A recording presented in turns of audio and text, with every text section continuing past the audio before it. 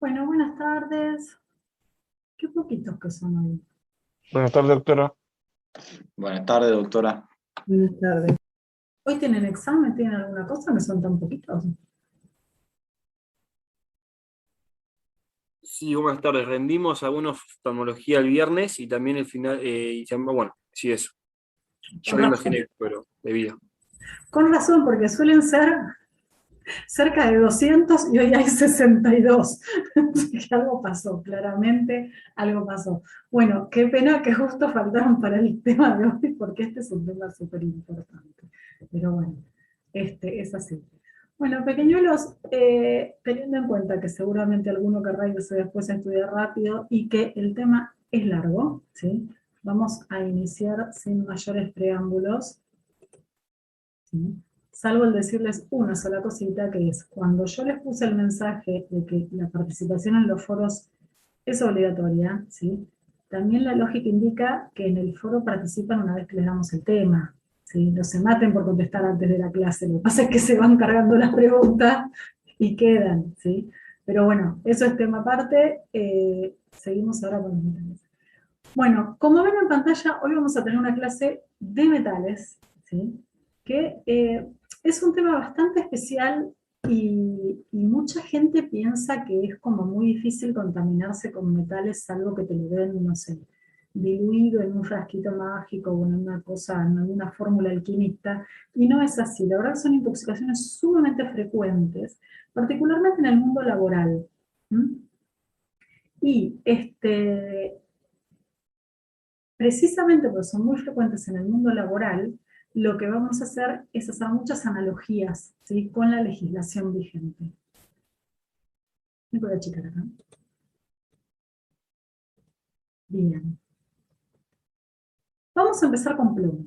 El plomo es uno de los metales más usados en este planeta desde hace siglos, ¿sí? Porque es un metal sumamente maleable, ha sido utilizado desde los romanos hasta acá, y la verdad es que más allá de su utilidad práctica en la industria, ¿sí?, es un metal que genera muchos fenómenos de contaminación.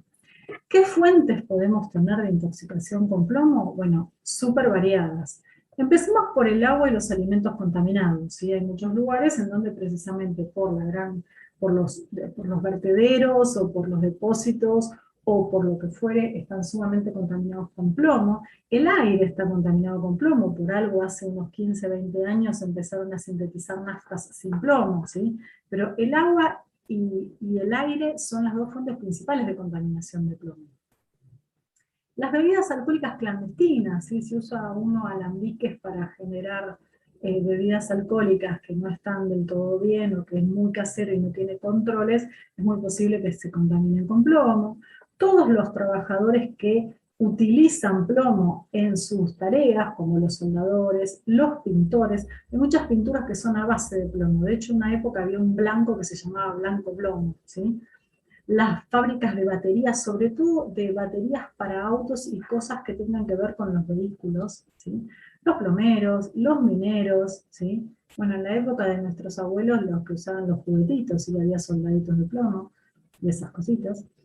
Los que trabajan en fundiciones, en alfarería, y ustedes me dirán por qué en alfarería, porque hay muchas arcillas que tienen alto contenido de plomo, ¿sí? Los joyeros, particularmente los que hacen billutería y utilizan esa sustancia que le da un aspecto perlado a las cosas, bueno, eso contiene mucho plomo. Y los cosméticos, pero los cosméticos de barretas, ¿sí?, los baratos. Los cosméticos buenos no tienen plomo. ¿Mm? Como ven, las fuentes son súper variadas. Y el plomo tiene una cinética muy, muy interesante. En principio, se absorbe por varias vías, ¿sí? Hasta en un 40% por vía respiratoria. Según si son adultos, un niño o niños pueden ir del 10 al 50% por vía gastrointestinal, ¿sí? De hecho, aumenta esta absorción en los dos extremos de las edades cuando el paciente consume dietas con un gran déficit de hierro, de calcio y de zinc, ¿sí? Particularmente en los chicos esto es mucho más notorio. Por vía dérmica, La absorción es relativamente baja, ¿sí? Pero va a depender del tamaño de las partículas, del tamaño de la superficie corporal comprometida, de la ubicación, del tiempo de contacto, ¿sí? Es decir, es muy variable. Y además tienen que tener en cuenta que el plomo atraviesa la placenta, ¿sí? En cuanto a la distribución en el organismo, el 99% del plomo que ingresó circula unido a glóbulos rojos. Y tengan en cuenta, y esto es muy importante, que el plomo se deposita en el hueso y hay dos pools, el pool del hueso trabecular y el pool del hueso cortical. El del hueso trabecular es bastante más estable que el del hueso cortical. De todas maneras, cuando uno habla del pool del hueso, termina hablando de los huesos en general. Pero ¿por qué me interesa que sepan eso? Porque este es el lugar donde queda el plomo guardado en el organismo y termina siendo como una especie de autofuente de recontaminación, por decirlo de alguna manera un poco grotesca. Además de depositarse en médula ósea, ¿sí? Como ven acá, y en el hueso, se deposita también en hígado, en riñón y en el sistema nervioso central, particularmente en el córtex, hipocampo, médula y cerebelo, pero también puede estar depositado en los tejidos blandos, pero este depósito va a depender de muchas cosas, ¿sí? Los depósitos más estables y más constantes son estos de aquí. ¿Cómo se elimina el plomo? En su mayoría por vía renal, pero tiene un alto porcentaje de eliminación por vía biliar, aunque también vamos a encontrar restos de plomo en sudor, en el pelo, en las uñas, en la saliva, ¿sí? No lo noté, pero ahora lo vamos a hacer un poquito más adelante. Y en los niños la excreción es un poquito mayor que en los adultos. En cuanto a la vida media del plomo es larga, ¿sí? Fíjense que en sangre puede ir de 25 días en un adulto hasta 10 años en un niño. Esto también va a depender de todos estos factores que vimos antes. En tejidos blandos puede durar 40 días, en el hueso trabecular 90 y en el hueso cortical hasta 20 años, ¿sí? Sin importar la edad. Incluso se han encontrado trazas de plomo en la leche materna de mujeres expuestas.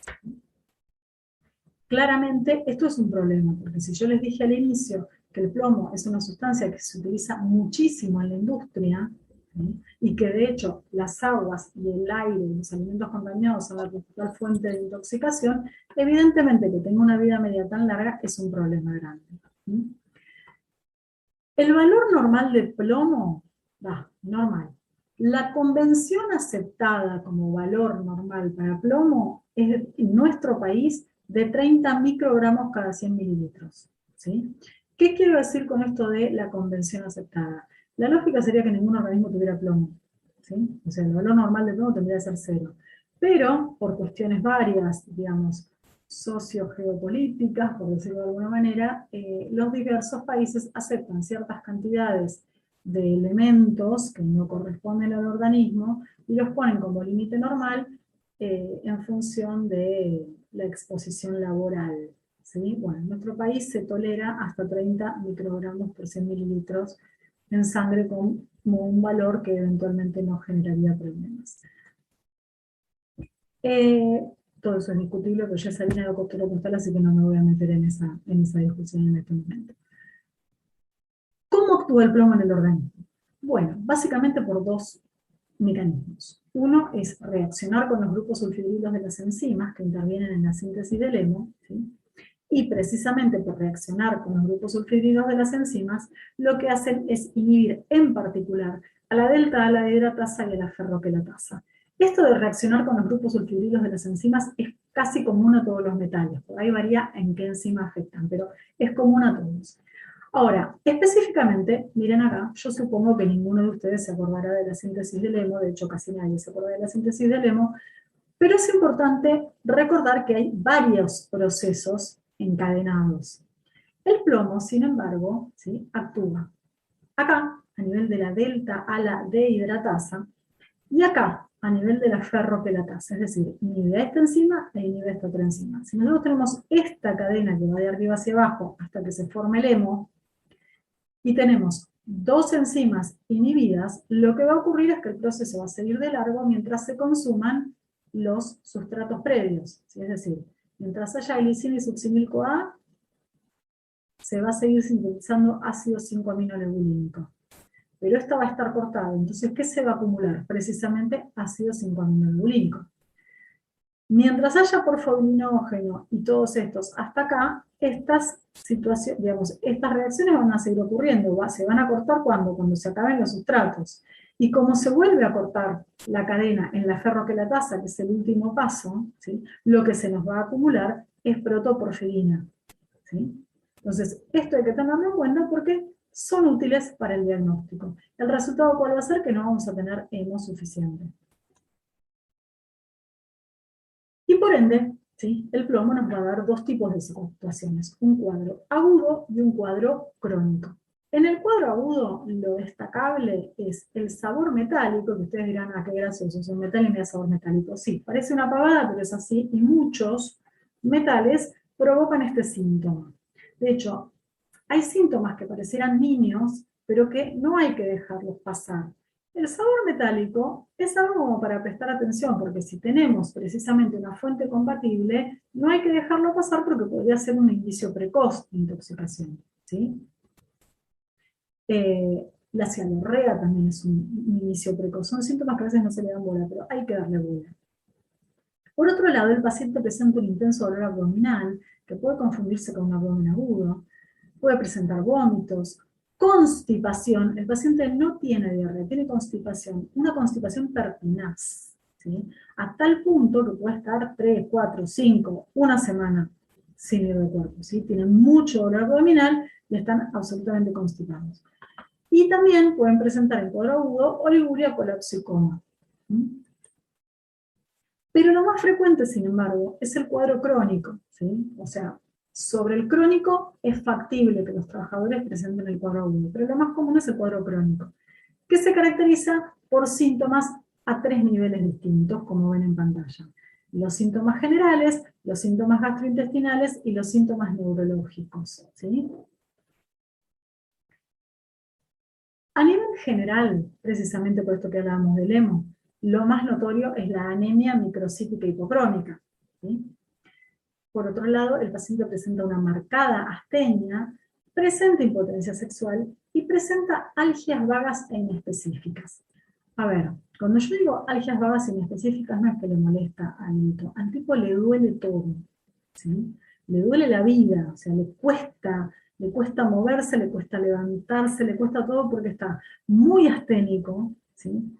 Con mucho dolor, y lo peor es que el dolor no lo puede precisar, es decir, no te puede decir, uy, a mí me duele, no sé, el dedo, el nudillo, no, le duele todo en general. Imagínense esta situación en un trabajador cualquiera que empieza, o mejor dicho, que está contaminado con plomo, y empieza a presentar los síntomas generales. El tipo está muy cansado, cada vez más anémico, con toda la sintomatología anémica que ustedes conocen, y le empieza a doler todo y empieza a quejarse de hoy le duele un poquito acá, otro poquito allá, va con el médico laboral, mira, me duele acá, me duele acá. Si no se le presta atención, ¿sí? Y no se sabe con qué trabaja el paciente, por eso es tan importante que en esta historia clínica esté el dato del trabajo, ¿sí? No se puede no saber de qué vive un paciente, ¿sí? Si no tienen esos datos, ¿qué pasa? Y lo que van a pensar es que el paciente es vago, que no quiere hacer nada, que es un hincha, y no, hay muchos pobrecitos terminan incluso quedándose sin trabajo porque nadie se le ocurrió indagar a ver si no estaba contaminado con plomo. Bien. A nivel gastrointestinal, además de los anteriores, se le suman estos, ¿sí? En el cuadro crónico aparece todo. Tiene también sabor metálico, al igual que en el agudo, que posiblemente sea un poco más intenso y más constante, y puede presentar nuevamente el dolor abdominal, que es recurrente. A este dolor abdominal recurrente se lo llama cólico saturnino, ¿sí? ¿Por qué? Cólico saturnino o cólico plúmbico, que es un dolor que semeja a un abdomen agudo, ¿sí? Y que tiene dos características. Cede o bien con gluconato de calcio, ¿sí? O bien con la presión, ¿sí? Es decir, si ustedes tuvieran un abdomen agudo, porque algunos hasta parecen un abdomen en tabla, ¿sí? No saben la cantidad de pacientes con plomo que terminan operados en una apendicectomía y el apéndice estaba divino. El punto es, si ustedes están revisando un abdomen, ¿sí? Posible abdomen agudo, cuando comprimen, duele, ¿sí? Bastante, y cuando sueltan, duele más. ¿Sí? En el caso del abdomen con plomo, ¿sí? Del cólico saturnino, cuando comprimen, cede un poco el dolor. Ese es un dato que les tiene que llamar la atención. Y si además hay una fuente de plomo, ¿sí? O tienen ya registrado que el paciente está contaminado con plomo, cuando le den el gluconato de calcio van a ver que el dolor se pasa.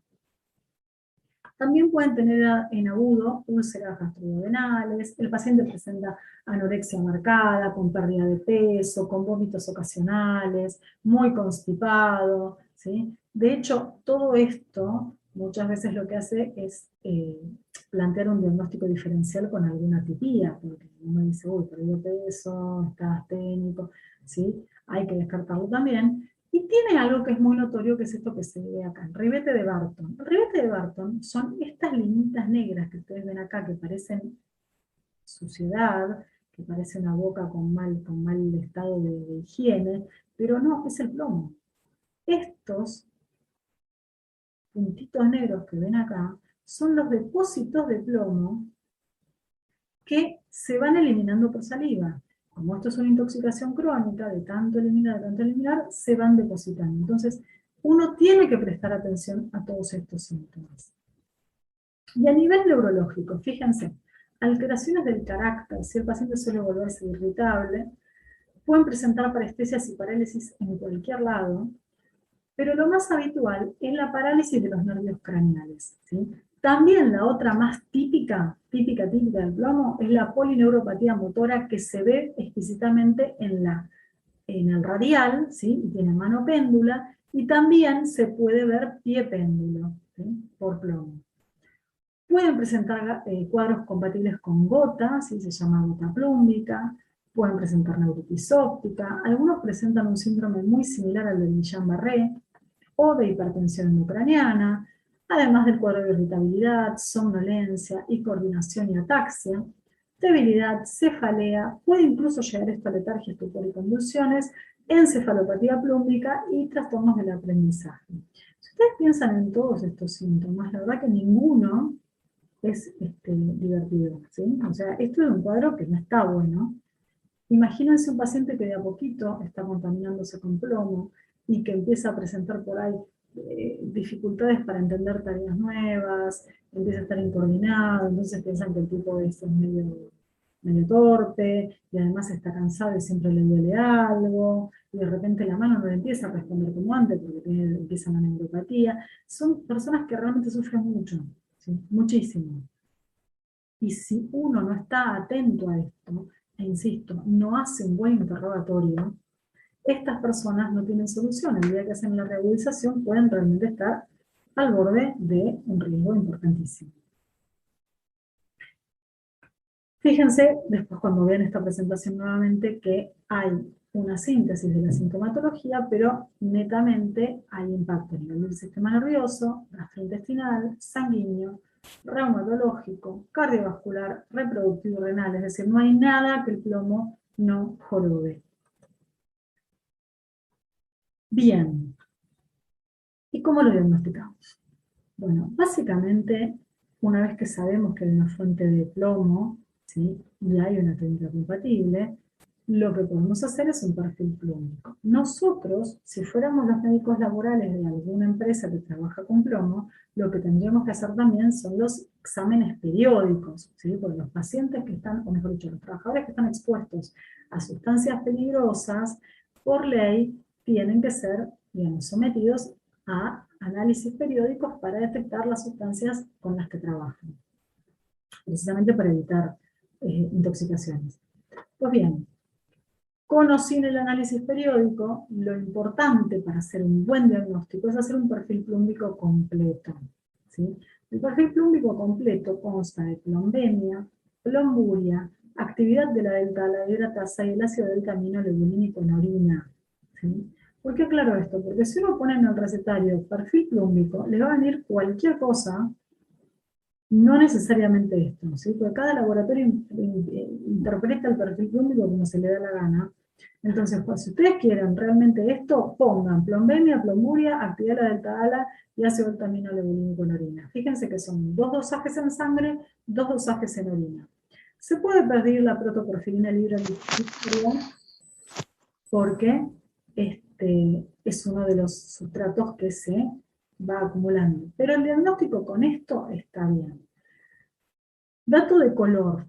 ¿Sí? Hay gente que está acostumbrada a seguir los casos de plomo solamente con la plombemia. Yo les diría que eso es un error serio. ¿Sí?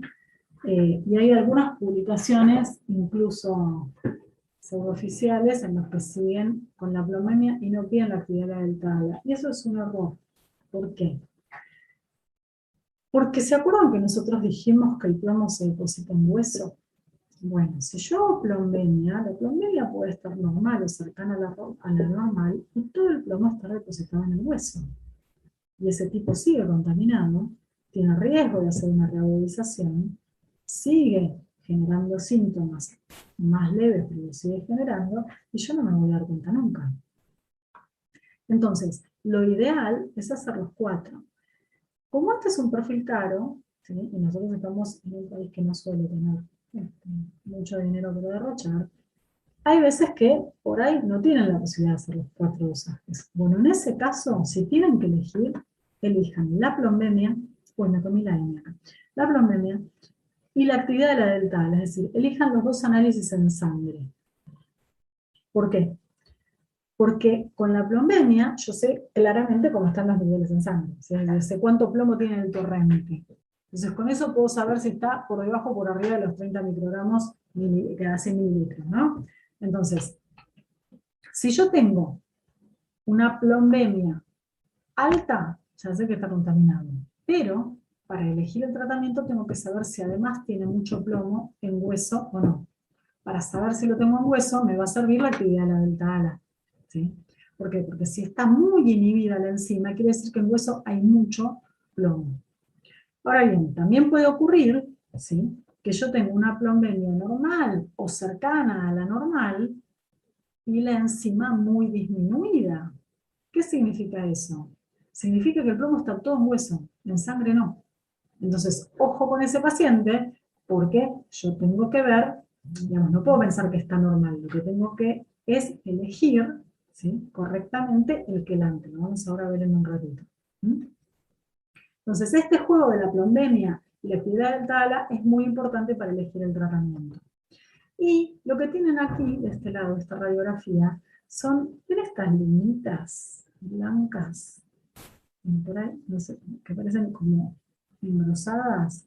Bueno, esos son depósitos de plomo, ¿sí?, que se dan solamente en los niños pequeños, ¿sí? O sea, se puede hacer placas de huesos largos, se ven estas rayitas blancas, y esto es por el depósito de plomo a medida que van creciendo. Si estuvieron en contacto con el plomo a medida que crecían. En un adulto esto no sirve, esto es solo para niños si quisimos saber si habían estado expuestos.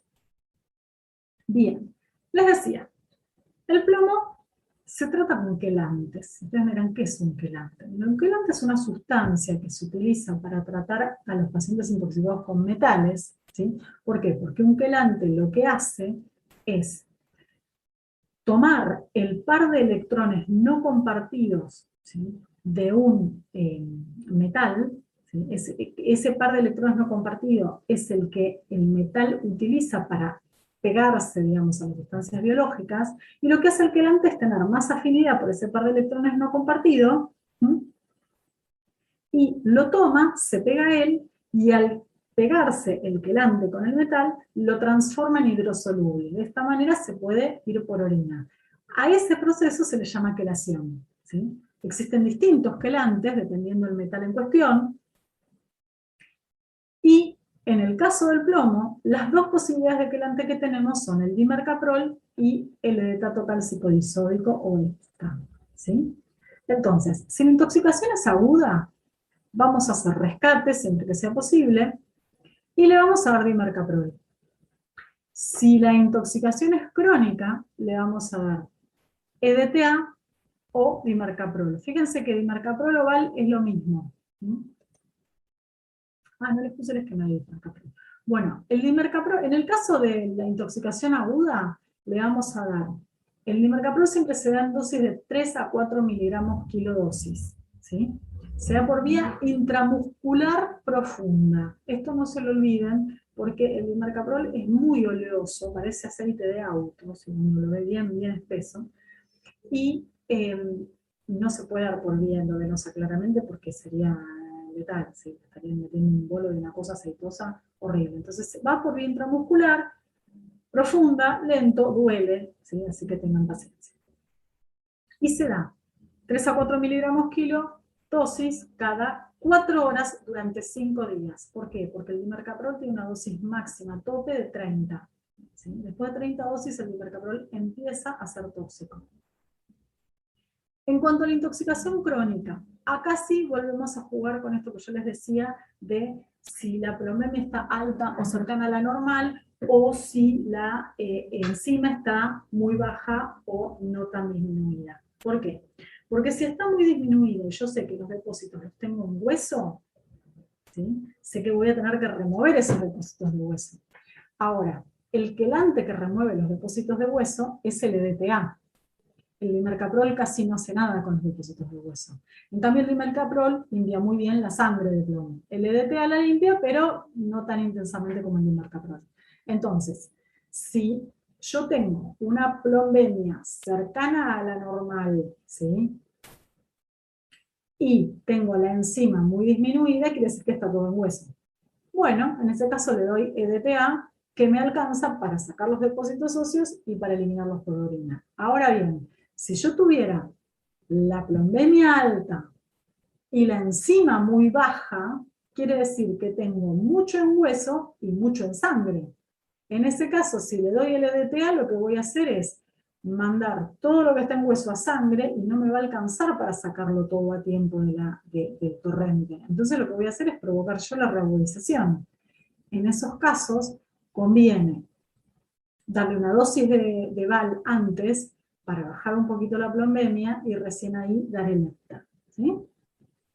Doctora, sí. Una pregunta, ¿la alimentación también con alimentos que tengan quelantes también ayudaría? No te va a cambiar el pronóstico. Ah, bueno. No, porque hay alimentos que tienen quelantes, entonces como dijiste, yo pensé que podría decir al paciente para que cambie la alimentación. No, es una buena pregunta la que vos haces, pero van a ver a lo largo de la clase que no todos los quelantes sirven para los mismos metales. Ah, bueno. Entonces, va a depender, ¿sí? Porque el quelante es la sustancia esta que genera el proceso que les expliqué. Eso no quiere decir que sea afín por todos los metales. De hecho, esto viene al caso de lo que yo les decía antes, de las actividades que les ponemos en los foros. Traten de contestarlas después de la clase, porque hubo alguien que contestó tal cosa, tal quelante, alegremente. No es todo tan general. ¿Sí? No es todo tan general. Entonces, en el caso, les decía, en el caso de la intoxicación crónica, el EDTA lo van a pasar por vía endovenosa. Noten que uno es intramuscular y el otro es endovenoso. Lo que se hace es diluir una ampolla de EDTA en un Baxter de Dextrosol 5, se lo pasa entre 6 y 8 horas según tolerancia durante 5 días. Siempre previo a iniciar el tratamiento hicieron el perfil plúmbico, ¿no? Para ver dónde están parados. Y al terminar, siguen con el resto del perfil plúmbico. Recording in progress.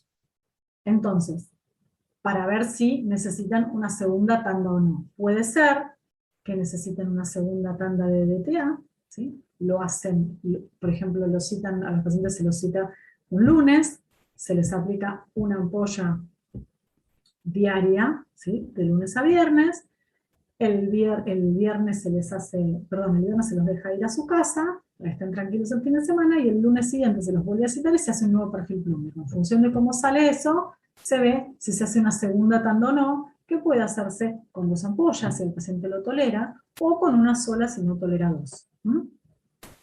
Bien. Hasta acá vamos bien. Que cerró, que vino el sol de golpe y me está aniquilando. Bueno, ¿hasta acá alguien tiene alguna pregunta? Doutora, Sí. a dosis de dimercaprol, 3 a 4 miligramas quilodosis, Sí. cada 4 horas por 5 días. No, por 5 días. Por 5 días. En agudo solo 5 días, porque con 5 por 4 ya te da, ¿entendés? Entonces, el tema es, no podés pasarte de 30 dosis de dimercaprol, porque ya ahí es tóxico. Si tu pregunta es, ¿qué hacemos si después de las dosis del dimercaprol sigue teniendo la plombemia elevada? Es una buena pregunta, y lo que se hace es cambiar a D-penicilamina. La D-penicilamina es otro quelante derivado de la penicilina, que viene en cápsulas, ¿sí? Y se lo da por vía oral, y en ese caso te sirve para continuar el tratamiento. ¿Mm?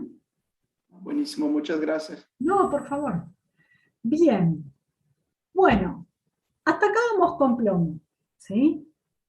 Vamos a pasar ahora a... Doctora, ¿esta penicilamina por cuánto tiempo se da?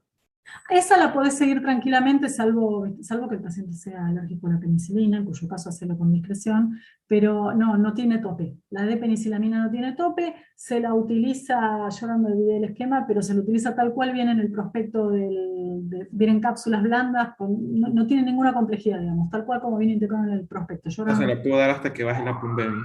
Claro. Ahora, si no te bajó nada con el dimarcaprol, digamos, es posible, todo depende, ¿no? Si tienes un paciente muy grave y no le bajó nada con el dimarcaprol y por ahí tuviste algún evento feo antes de que llegues a la penicilamina, ¿entendés? O sea, lo lógico es que el dimarcaprol te dé un descenso marcado, importante, pero la de penicilamina no es tan potente.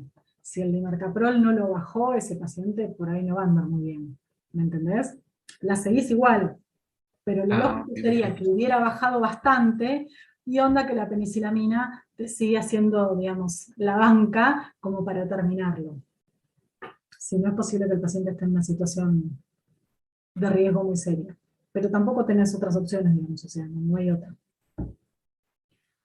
Una cosita más. Si el paciente estuviera en intoxicación crónica, ¿no? Y ustedes le están dando el EDTA, y le pasan una sola ampolla, y apenas empieza el goteo, el tipo se siente mal, hace algún pequeño rayo, no tolera la ampolla, no tolera una entera, pueden empezar con media. ¿Sí? O sea, el goteo del EDTA inicial recomendado es una ampolla. Ahora, si el paciente no se la banca, ponen media y estiran el goteo. ¿Sí? No hay problema con eso. Pero en general se tolera bien. Buenísimo. ¿Vamos con el arsénico? Fíjense que todos tienen un aspecto externo muy similar, ¿no? Son todos así como plateados, brillantes. Bueno, eso es un dato así, curioso. El arsénico. De todos los que vemos hoy, el arsénico es el único que no es realmente un metal. Es un metaloide, pero bueno, no viene al caso. También es muy difundido y se usa muchísimo en la industria en distintas cosas, y tiene la particularidad que puede presentar compuestos orgánicos y compuestos inorgánicos, ¿sí? Fuentes industriales, miles, en todo lo que se les ocurra, porque incluso van a ver que muchos de los metales que vemos hoy, las fuentes industriales tienen que ver con la electrónica, ¿sí? Todo lo electrónico tiene muchísima utilización de metales muy variados, en minidosis, pero cuando uno está trabajando en eso, esto empieza a cobrar importancia. Bien, ¿cómo actúa el arsénico? Como todos los metales, interactuando con los grupos sulfidrilos de las enzimas, ¿sí? Lo que pasa es que el arsénico no tiene preferencia por dos como el plomo. El arsénico interactúa con todas, y lo que hace es interferir con el metabolismo celular y desacoplar la fosforilación oxidativa, ¿sí? Pero además tiene como particularidad que es un cáustico, es un agente neurotóxico y además es un agente carcinogenético, ¿sí? Como que tiene un plus respecto a lo anterior. Un plus malo, ¿no? En cuanto a la cinética, se absorbe bien por vía digestiva, muy bien por vía inhalatoria y más o menos por vía dérmica, ¿sí? La vía inhalatoria, sobre todo cuando está en presentaciones gaseosas, ¿sí? Como el gas arsina, que de hecho es un gas de guerra, y si el arsénico ingresa por vía inhalatoria, la verdad es que la muerte es muy, muy veloz. Por vía dérmica les digo, es mala la absorción, pero bueno, si vamos a untar a alguien con arsénico, vas a estar sistemáticamente tocando el arsénico sin protección, y sí, posiblemente desarrolles fenómenos de toxicidad.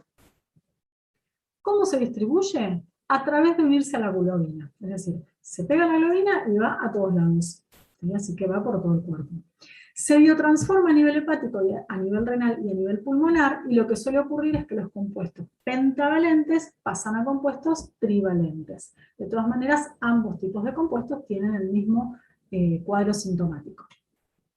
En cuanto a la eliminación, se elimina también por orina, por saliva, por heces y por leche materna, igual que el plomo.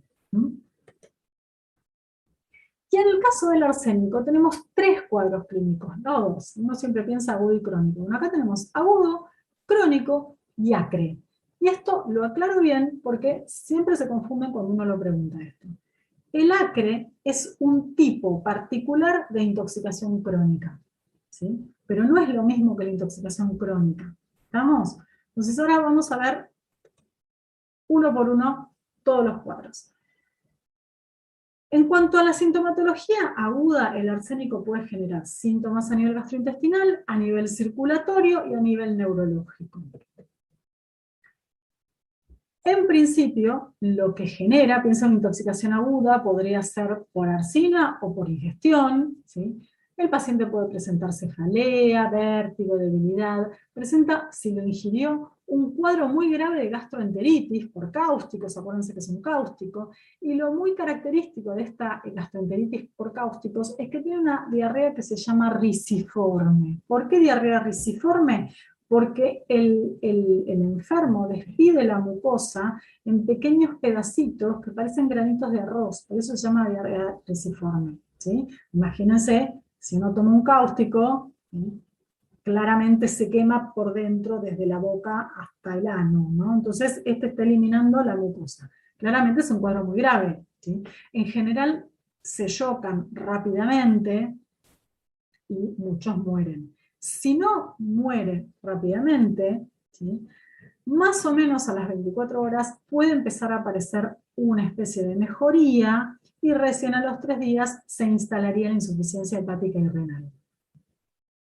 Si sobrevive a todo esto, lo que le puede ocurrir es que en la recuperación aparezcan las polineuropatías mixtas, que son en general a predominio en miembros inferiores, puede aparecer neuritis óptica y pueden aparecer trastornos vestibulares, es decir, queda con secuelas este paciente.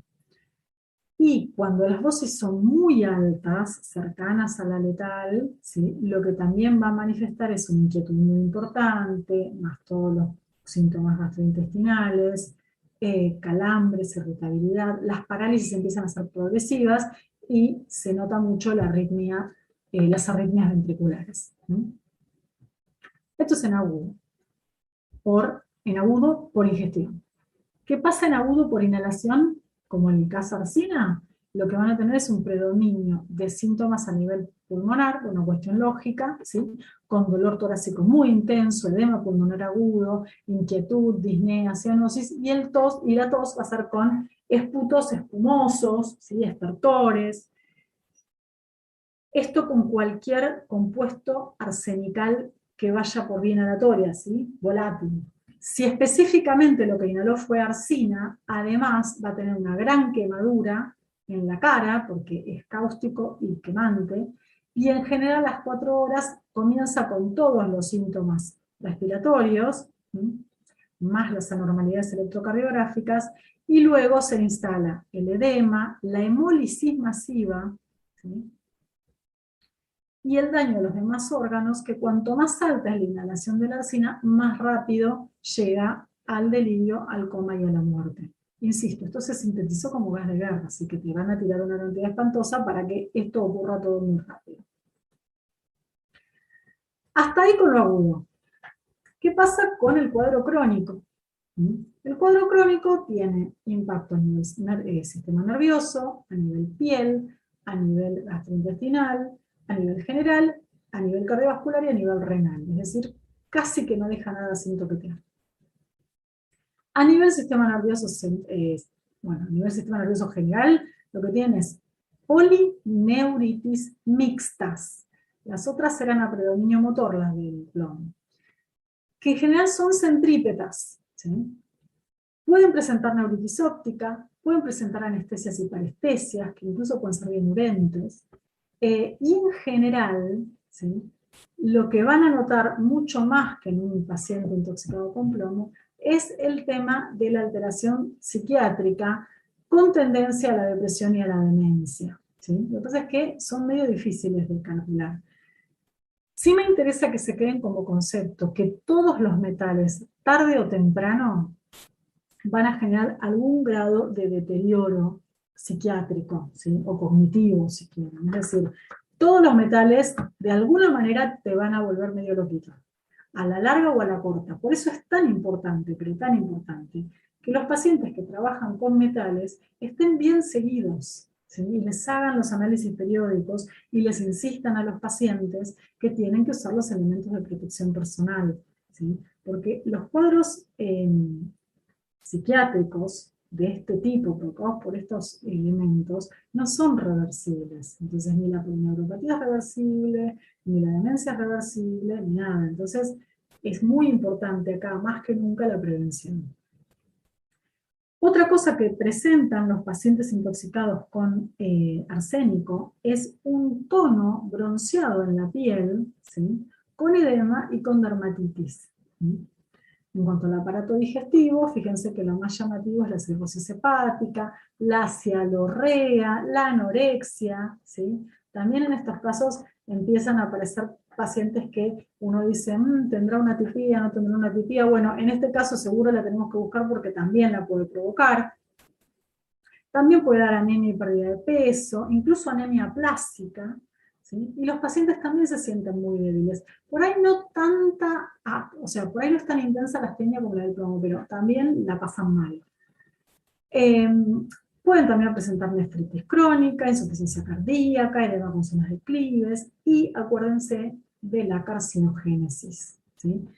Puede generarla en cualquier lugar, pero principalmente se ve en piel, pulmones e hígado, ¿sí? Pero realmente puede presentar un cáncer en cualquier lugar. Ahora bien, vimos agudo, vimos crónico. Ahora vamos a ver ACRE. ¿Qué es el ACRE? ACRE es una sigla que sirve para denominar al hidroarsenicismo crónico regional endémico, ¿sí? Hidroarsenicismo crónico regional endémico.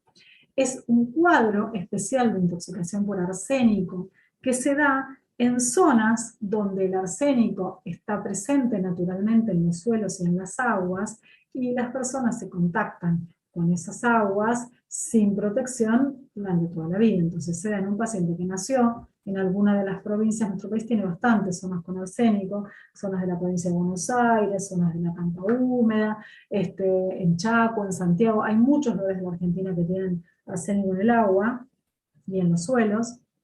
Entonces, si uno nace ahí y bebe el agua sin filtro, así nomás, tarde o temprano va a presentar los síntomas. ¿Por qué? Porque los síntomas empiezan a aparecer aproximadamente en la adolescencia, es decir, cuando tienen varios años de exposición a estas pequeñas dosis de arsénico, ¿sí? Y el cuadro se caracteriza por 3 estadios. El estadio de las lesiones cutáneas, que a su vez tiene 4 periodos, el estadio de las lesiones extracutáneas no neoplásicas, y después el estadio de los carcinomas viscerales. Más o menos en la adolescencia, el que estuvo expuesto empieza con las lesiones cutáneas, que primero empieza a manifestarse por una hiperhidrosis, ¿sí? Luego hiperkeratosis, que es a predominio de palmas y plantas.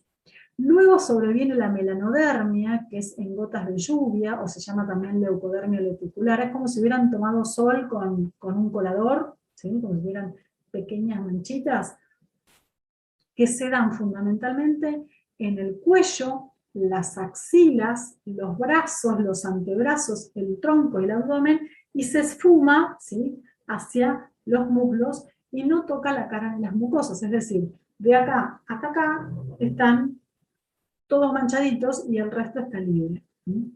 Y el cuarto periodo de las lesiones cutáneas es el del cáncer cutáneo, ¿sí? Aparece un cáncer vasocelular en algún lado. Una vez que pasó este periodo, entran a este otro periodo. El periodo de las lesiones cutáneas no neoplásicas es muy parecido al cuadro crónico común que describimos antes, ¿sí? Y por último, aparecen los carcinomas viscerales, haya aparecido o no este cáncer celular, ¿sí? Aparecen otros que suelen manifestarse también en piel, en pulmón, o puede aparecer un típico angiosarcoma hepático. ¿Sí? Miren esto.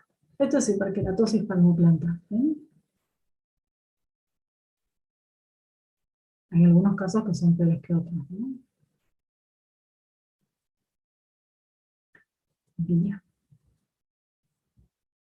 A ver, el tratamiento del arsénico depende, ¿sí? En la intoxicación aguda, el tratamiento es el que tenemos en pantalla, con posibilidad de rescate si es que estamos a tiempo, y la dosis de VAL, que antes no se la puse, es la misma, siempre es la misma dosis de VAL, lo que va a variar es la frecuencia, ¿sí? Entonces, para plomo también usan esta dosis, pero con la frecuencia que vimos antes. En el caso del arsénico, usan la misma dosis, pero durante 8 días. Los primeros 2 días cada 4 horas, los segundos 2 días cada 6, los segundos siguientes cada 8 y los segundos últimos cada 12. ¿Sí? Y con esto completan las 30 dosis. ¿Qué pasa si el tratamiento si la intoxicación es crónica? Bueno, ahí no es tan fácil eliminar el arsénico, pueden utilizar el mismo esquema, pero lo que van a tener que hacer es hincapié ¿en qué? En el tratamiento sostén. Y si la intoxicación es por acre, no hay nada para hacer, no podemos sacar el arsénico, ¿sí? Porque ya está, ya fue, se expuso durante 12, 15 años y ya no tenemos manera, y ahí sí que el tratamiento es sintomático de sostén, y lo que uno le puede recomendar es no tomar más el agua sin depurar, o sea, que consiga un filtro adecuado, o que tome agua embotellada y agua segura, ¿sí? Pero el resto es sintomático de sostén. Pequeño dato curioso, no todos los filtros filtran todo, ¿sí? Entonces, por precaución, siempre si van a algún lugar y no saben si el agua es segura, primero pregunten. Si hubiera metales, tienen que averiguar qué filtro saca esos metales, ¿sí? Y si no están seguros, utilicen agua embotellada, ¿sí? Bien. ¿Vamos bien hasta acá? ¿Me quieren hacer alguna preguntita?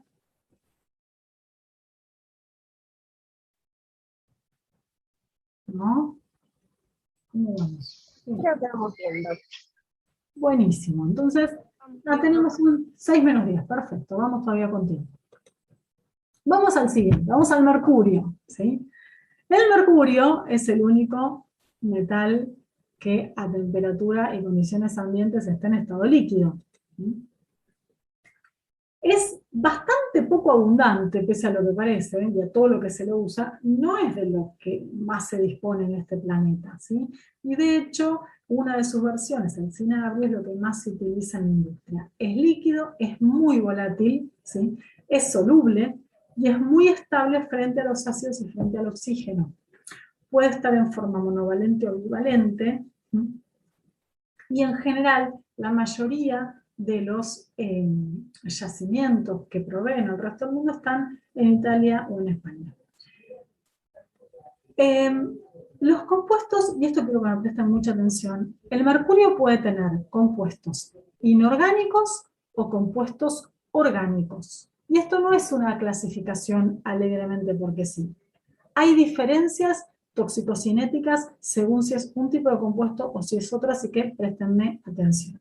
Los compuestos inorgánicos, a su vez, se dividen en el mercurio metálico propiamente dicho y en los halogenuros, que serían los inorgánicos, digamos, completos, ¿no? En cuanto a los compuestos, me dejan un minuto porque si escucho un griterío acá al lado, voy a pedir que bajen un poquito el volumen. Espérenme.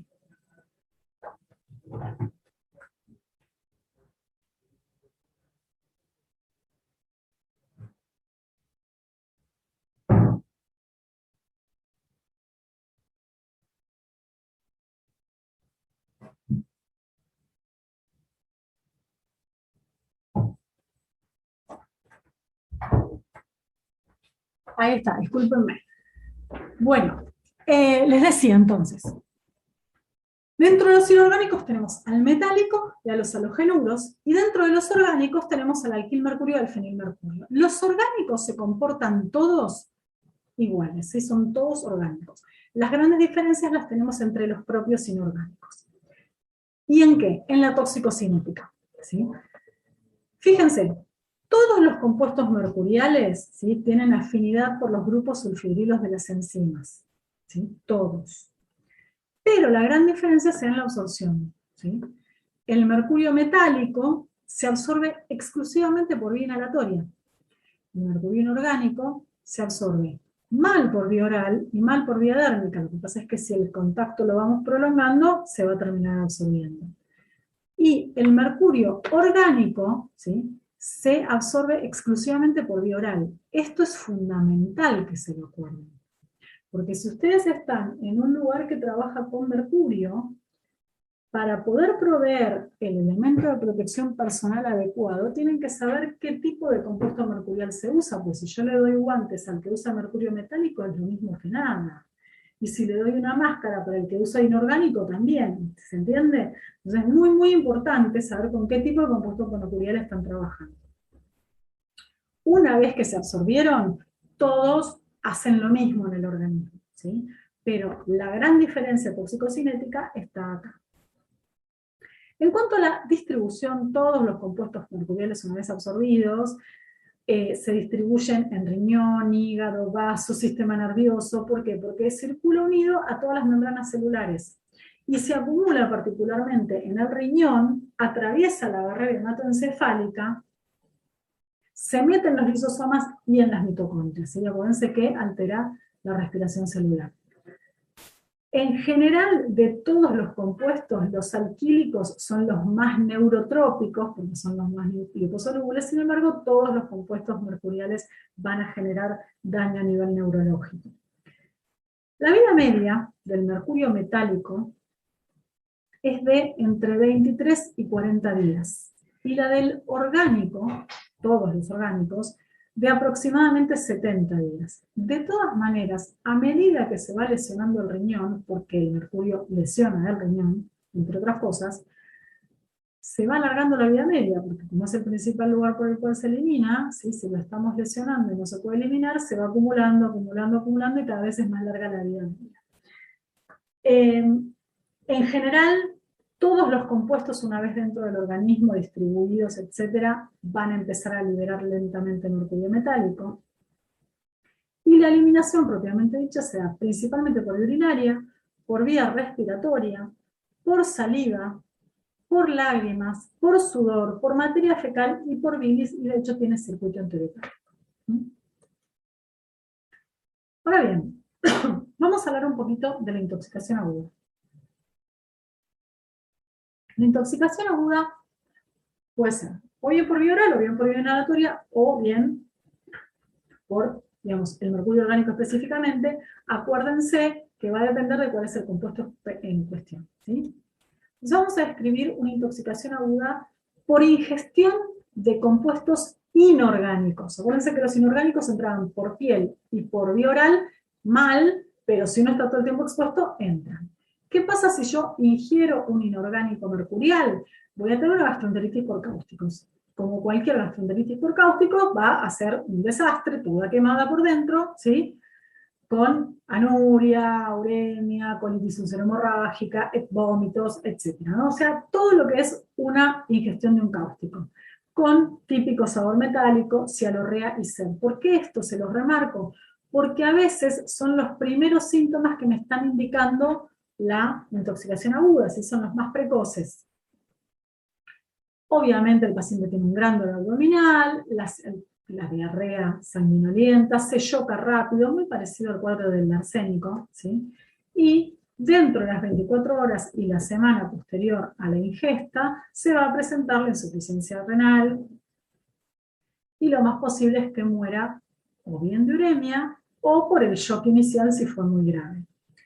Si el paciente se empieza a recuperar, va a presentar seguramente estenosis, ya sea esofágicas o intestinales, según el caso de donde haya estado más afectado, y si supera los 3 días, ¿sí? Es decir, si sobrevive 3 días, es muy posible que desarrolle además una estomatitis mercurial.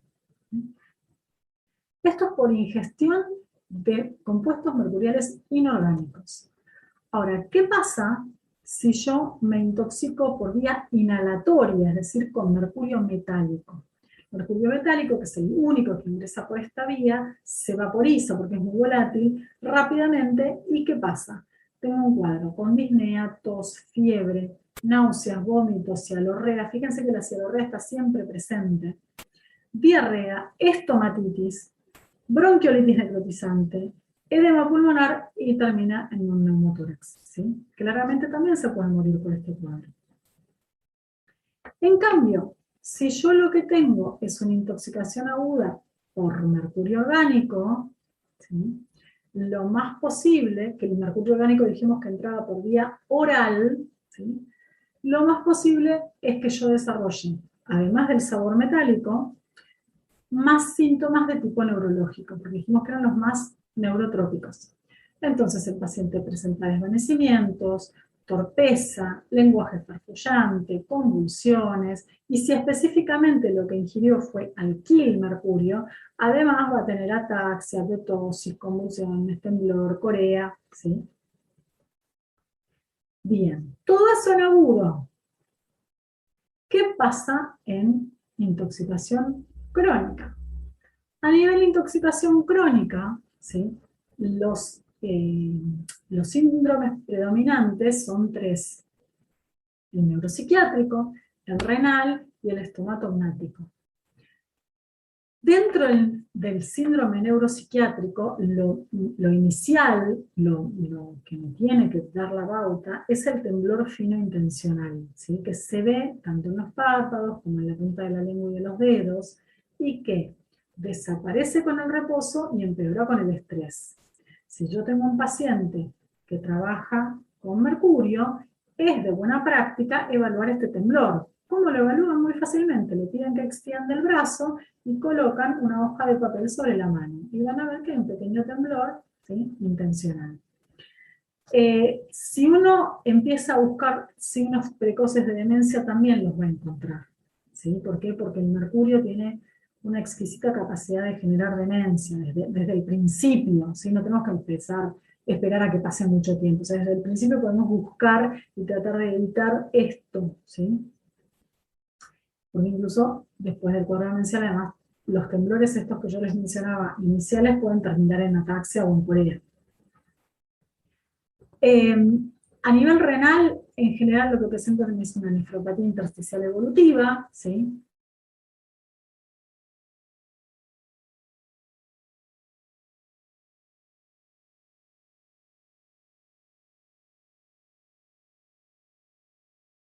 Debutan con un síndrome nefrótico. Lo que tienen que tener en cuenta es que además, a medida que el riñón se va deteriorando, ¿sí? Doctora, Sí. ¿podría repetir que se cortó? Ay, ¿se me cortó? Sí, ¿dónde me quedé? Cuando empezó sobre el... Sí, ¿El renal? sí, doctora. Perfecto. Sí, se ve que tengo la conexión medio inestable. Yo les decía que el paciente en general, ¿sí? Debuta con la nefropatía intersticial o puede debutar con un síndrome nefrótico. Va a presentar siempre deterioro renal. Es imposible que no lo presente, pero lo que hay que tener en cuenta es que a medida que el riñón se va deteriorando, aumenta la vida media. O sea, cada vez está como si fuera más expuesto, ¿se entiende? ¿Por qué? Porque el mercurio no sale nunca. Entre que tiene la vida media larga y el riñón ya no lo puede eliminar bien, esto cada vez se pone peor. Y lo otro que también presentan en agudo es un cuadro de estomatitis, que es precisamente porque el mercurio se elimina por la saliva. Como yo les decía, la cialorrea siempre es algo que tienen que tener en cuenta. La cialorrea es el inicio, es el signo premonitorio de que este paciente va a desarrollar la estomatitis en crónico, y a veces hasta es el síntoma premonitorio de la intoxicación. Al paciente se ponen las encías súper rojas, se le ponen hipertróficas, se le hacen pequeñas lesiones que se van sobreinfectando. Es realmente un cuadro bastante doloroso. ¿Sí? Fíjense que además, miren este dibujito, esta foto, lo que presenta el paciente es un ribete muy similar al que tiene el plomo. ¿Sí? ¿Por qué? Por la eliminación del mercurio por saliva. ¿Ven que tienen acá otra vez el depósito de mercurio entre las encías y los dientes? Bueno, en vez de llamarse ribete de Barton, se llama Licer hidrargínico de Gilbert. ¿Por qué? ¿Por qué lo descubrió Barton y el otro Gilbert? O sea, a mí no me importa si no se acuerdan el nombre, lo que me importa es que el día de mañana se acuerden que si ven eso ahí, antes de pensar que el paciente tiene mala higiene bucal, asegúrense de que no hay mercurio o no hay plomo. ¿Tá? Porque si algunos dicen que uno es un poquito más gris, otro más pardo, la verdad es que se lo ve así negrito. ¿Sí? Entonces, tengan en cuenta eso. Por otro lado, fíjense que el mercurio además puede provocar abortos y disminución de la fertilidad, ¿sí? En ambos sexos. También puede generar un cuadro de acrodimia, que es un cuadro de hipersensibilidad al mercurio, que solo lo presentan los pacientes que tienen algún tipo de predisposición a cuadros de hipersensibilidad, ¿no? Y se da muchas veces con las pomadas antihelmínticas, con algunos antisoriásticos, ¿sí? Con cualquier tipo de pomada o de fuente de calomelanos o de compuestos mercuriales. Se desarrolla entre 8 y 10 días después de la utilización de estos compuestos, y lo que les va a dar es un cuadro de tipo exantema escarlatiniforme, con grandes placas, con leucopenia, con eosinofilia, con tumefacción glandular generalizada e incluso una gran esplenomegalia. Y el paciente también está muy hipotónico. Esto se ve bastante en los chicos, ¿sí? En los chicos hipersensibles. El cuadro, por suerte, el de acrodimia, desaparece cuando deja de estar expuesto a los calomelanos, pero si se vuelve a exponer, reaparece. Hubo un caso muy notorio en la década del 80, año 85, yo no recuerdo. Ese año, ustedes son chiquitos, pero en esa época no había pañales descartables. Se usaban los pañales de tela y se los mandaban a las pañaleras, ¿sí? Que te lavaban, te desinfectaban los pañales, te los traían de vuelta, ¿sí? Bueno, en esa época una pañalera que se llamaba casualmente la pañalera, desinfectaba los pañales con una solución mercurial. Bueno, hubo una epidemia de acrodimia en la ciudad de Buenos Aires y muchísimos bebés presentaron este cuadro. ¿Sí? Fue la primera vez que se lo escribió así. La mayoría estuvo bien, digamos, porque cuando apenas se identificó, se deja de exponer y se... ¿Qué es esto que ven acá? Digamos, del mercurio sabemos tanto porque hubo algunos hitos. ¿Se acuerdan de la primera clase que yo les daba los hitos de la toxicología? Bueno, uno de los hitos que nombramos fue la enfermedad de Minamata. La enfermedad de Minamata fue un involuntario experimento de campo con mercurio, ¿sí? Con compuestos mercuriales de tipo orgánico, que ocurrió en la bahía de Minamata. Fíjense dónde está Minamata. Esto es Japón, ¿sí? Acá está Minamata. Miren el detalle de Minamata. Es una bahía súper cerrada. ¿Ven? Bueno, alrededor de Minamata había un pueblito de pescadores y de gente que trabajaba en la fábrica Chizo. Esta fábrica Chizo, que está acá, tiró compuestos mercuriales durante 40 años. ¿Sí? Esto fue hasta la década del 50, o sea, durante la primera mitad del siglo XX, derramó compuestos mercuriales a esta bahía sin ningún tipo de control. Y como el pueblo vivía de la pesca, ¿sí? De esta bahía, que como tenía una boca de eliminación de las aguas al mar abierto muy chica, esto era casi una pileta. ¿Sí? Bueno, ¿qué pasó? Empezaron a verse todas las manifestaciones neurológicas típicas de la ingestión de compuestos mercuriales. Además de los abortos, de los trastornos de fertilidad, la demencia, la corea, todo el pueblo sufrió esto. Esta fábrica nunca tuvo ningún tipo de represalia. Cerraron en la década del 50 porque ya no les interesaba ni les servía seguir haciendo lo que hacían, y la verdad es que nunca hubo responsables por esto. Terrible, ¿no? Pero se veían cosas realmente horrorosas, no solo en los humanos, sino también en los animales. O sea, los animales también se ven afectados por el mercurio y por todo lo demás. Y, por ejemplo, había cuadros muy curiosos, como lo que se llamaba la locura de los gatos. Los gatos de repente, piensen que los gatos se alimentaban de los peces que vivían en esa bahía y que estaban también todos contaminados. ¿Qué pasaba con los gatos? Los gatos de repente, sin ninguna razón, empezaban a correrse la cola en redondo, y corrían hasta que caían muertos exhaustos, por ejemplo. O las aves, que también se alimentaban de los peces de esa misma bahía, de repente venían volando y caían muertas en vuelo y se perdían las aves muertas en la cabeza. Fue realmente horroroso. Y se lo llama enfermedad de Minamata. Mucha gente todavía habla de la intoxicación mercurial con orgánicos como enfermedad de Minamata. Bien, ¿qué hacemos con estos pacientes? En principio va a depender del compuesto con el que se contactaron, ¿sí? Si es por vía inhalatoria, bueno, vamos a hacer tratamiento sintomático, ¿sí?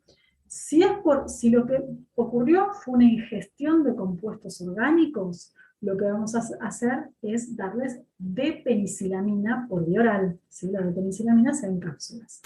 Ahora, si el problema fue por ingestión de compuestos inorgánicos, no le podemos dar nada por vía oral porque son cáusticos, ¿sí? Si es un cáustico, no podemos hacer rescate, no podemos hacer nada más que sostén y darle val, ¿sí?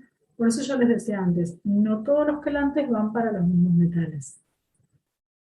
El val también lo vamos a dar en una dosis de 3 a 4 miligramos kilodosis, y fíjense que el esquema es el mismo que usamos para el arsénico. ¿Sí? Exactamente el mismo. Solo que tengan en cuenta que acá vamos a estar en presencia de una intoxicación por cáusticos, por lo cual el pronóstico es distinto, ¿sí? A ver, es distinto en lo inmediato. Después acuérdense que todos crónicamente me pueden provocar lo mismo. Hay algunos, esto es medio, lo que les voy a decir es medio repetido, ¿no? Pero hay algunos que postulan que si fue ingesta con mercurio inorgánico, el lavado gástrico, en lugar de hacerlo con fisiológica, se podría hacer con agua albuminosa. ¿Qué es agua albuminosa? 4 claras en 1 litro de agua, 4 claras de huevo. ¿Por qué? Porque como se pega mucho al albúmina, al mercurio, en el caso de los inorgánicos, que sí van por vía oral, postulan que si lo lavamos con albúmina, por ahí logramos rescatar un poco más. A ver, es una idea, no está requete probado, ¿sí? Pero, no, mal no le vas a hacer. Bien, ¿cómo vamos hasta acá, muchachitos? Bien, Doc. Bien. ¿Cómo vamos de tiempo? A ver. Uy, bueno, voy a tener que empezar a correr un poco, me parece.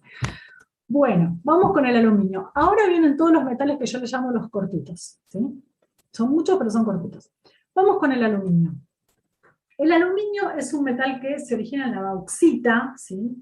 Y en general está combinado con muchos otros elementos. Y es creo que el metal más usado en la industria, después del hierro, ¿sí? También se usa en medicina, se usa en odontología, se usa en un montón de cosas el aluminio. Y, vamos a derribar mitos, mucha gente dice, bueno, se usa el aluminio porque es el que menos contamina. Sí, pero esperemos un cachitín. El aluminio como aluminio no contamina, es decir, la latita, una vez que está hecha latita, no va a contaminar. El problema es todo lo que el planeta gasta para fabricar el aluminio, ¿sí? Por eso, la realidad es que consumir cosas que vengan en aluminio no está buena. Porque si bien el aluminio en sí no va a contaminar después, contaminó antes para ser creado, ¿sí? Entonces, yo soy una gran detractora de consumir cualquier bebida en aluminio, y ni hablar que por más que soy fanática del café, me parece un disparate que las cápsulas vengan en aluminio, ¿sí? Porque lo que le generas al planeta en gasto energético para esa capsulita que vas a usar una sola vez es tremendo, ¿sí? Y no te lo compensa el reciclar las capsulitas. O sea, la idea sería no utilizarlas para, digamos, cosas tan banales como tirarla después de un uso. O sea, el aluminio está bueno usarlo para cosas que van a permanecer. Una ventana, no sé, un avión, qué sé yo, no sé, cosas que se van a usar mucho tiempo, no para cosas descartables, ¿sí? Porque realmente le cuesta mucho al planeta producir aluminio. Bien, dicho esto, El aluminio ingresa por cualquier vía, ¿sí? Circula unido a la albúmina y la transferina en un 50% y fundamentalmente altera el metabolismo óseo, ¿sí? Es decir, la intoxicación con aluminio genera inhibición de la función paratiroidea, de los osteoblastos, de la mineralización y por lo tanto genera osteodistrofia, ¿sí? Esto puede ser agudo o crónico. Y además en crónico, digamos, una de las formas de intoxicarse crónicamente con aluminio es en los pacientes que están haciendo diálisis, ¿sí? Por el intercambio de las sustancias, vieron, de baño, a veces puede ocurrir una intoxicación crónica con aluminio. También es muy común que pueda ocurrir en la industria porque se usa muchísimo, como dijimos antes. Y lo que puede generar a nivel sistema nervioso es temblores, mioclonías, miopatías, pero también se manifiesta por fracturas patológicas y dolor a nivel huesos. En el laboratorio no hay nada demasiado característico más que anemia e hipercalcemia, y se lo trata con otro quelante, que es la desferroxiamina. La desferroxiamina se indica a razón de 40 a 90 miligramos kilo, ¿sí? Hasta llegar a una dosis máxima total de 2 gramos por dosis, ¿sí? Y se lo da por vía intramuscular cada 8 a 12 horas. Como les decía, son cortitos estos. Vamos a hablar del cromo. El cromo es un metal que, si bien no es tóxico en sí mismo, ¿sí? Sus compuestos son cáusticos, ¿sí? Se lo usa ¿para qué? Para proteger las superficies metálicas, ¿sí? Porque es muy resistente frente a los ácidos, al aire. Se lo utiliza también en las curtiembres, se lo utiliza mucho en electrónica y presenta diversos tipos de compuestos. El tema es que como es un cáustico te genera una quemadura. Cuando hay una quemadura, hay una superficie corporal total quemada por cromo del más del 10%, esto puede ser mortal. Fíjense que es diferente a las quemaduras por calor, en cuanto a la superficie corporal total que puede llegar a la muerte. ¿Dónde lo encontramos? Fabricación de aceros, ¿sí? En cromados electrolíticos, en las soldaduras del acero inoxidable. No todos los metales se sueldan de la misma forma. Para soldar acero inoxidable hay que soldarla con cromo, no se solda con otra cosa. En el curtido de cueros, es un contaminante del cemento también el cromo, en el humo del tabaco, en algunas pinturas, ¿sí? Es decir, está muy difundido. Y fundamentalmente la toxicidad es por los compuestos hexavalentes, ¿sí? Se absorbe bien, o mejor dicho, se absorbe por las 3 vías, ¿sí? En general todos los compuestos se absorben bien por las 3 vías, pero los trivalentes se absorben un poquito menos. Igual no es que hay gran diferencia. Y se transportan unidos a los glóbulos rojos y se depositan en el hígado, en riñón y en hueso. El hexavalente además atraviesa todas las membranas, atraviesa placenta y pasa a leche materna. Y tiene una vida media de entre 15 y 41 horas. La mayoría del cromo se va por vía renal, ¿sí? Y lo que genera una vez que ingresó es efecto cáustico, local, pero con efectos sistémicos. Algunos compuestos trivalentes compiten con los oligoelementos esenciales. Los hexavalentes son además más cáusticos que el resto. Pueden además ser cancerígenos, pueden generar dermatitis eczematosas y fundamentalmente el cáncer que provoca el cromo está vinculado con el aparato respiratorio y con el aparato digestivo. El cromo, que insisto se usa mucho en las curtiembres, tiene la particularidad de generar cáncer de pulmón, pero también genera cáncer de senos paranasales, ¿sí? Esto, si ustedes ven el baremo de ley argentina, no fue incluido, ¿sí? No fue incluido el cáncer de senos paranasales en el baremo, y se incluyó el de pulmón. Esto es un error, ¿sí? Esto es un error en el baremo, lamentablemente. Pero bueno, sepan que se produce un cáncer de senos paranasales, que si uno no se lo acuerda, no lo vas a buscar nunca porque es más raro que perro verde. Entonces, si ven que hay una fuente de cromo, hagan una frontonazo y una mentonazo, y fíjense, porque si tiene el tabique perforado, no necesariamente el señor es adicto a la cocaína, ¿sí? O sea, puede ser por cromo que lo tenga perforado. ¿Sí?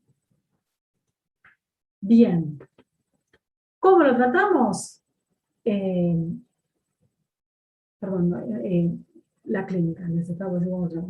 A ver, cuando uno ingiere sales de plomo, como les decía antes, lo estoy dando repetido, es un cáustico con necrosis local, bueno, eso es lo que les dije antes. Bien.